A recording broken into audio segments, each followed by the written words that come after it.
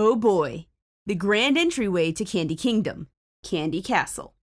A totally unique concept that Sketchyland's architects designed all by themselves without ever putting on a pair of mouse ears to sneak into another park.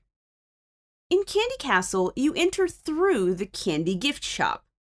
Why all the candy?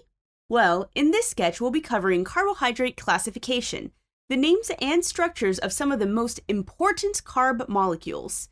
Yeah, it's gonna be pretty sweet, so let's get started.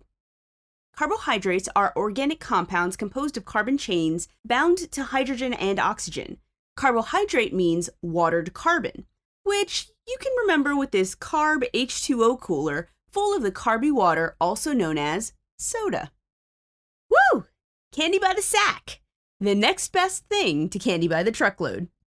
But you gotta work your way up to that one, so we'll start with just one sack, a monosac, if you will.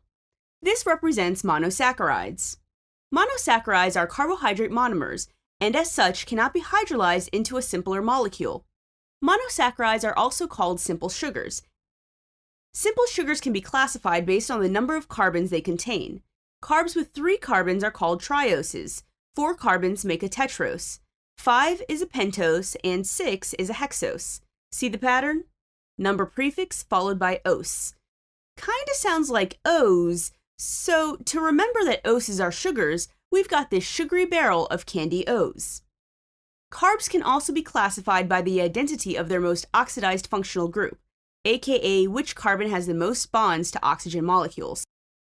An aldose is any carb where the most oxidized functional group is an aldehyde, which is why you can see Al in his sweet aldehyde hat hiding behind this barrel.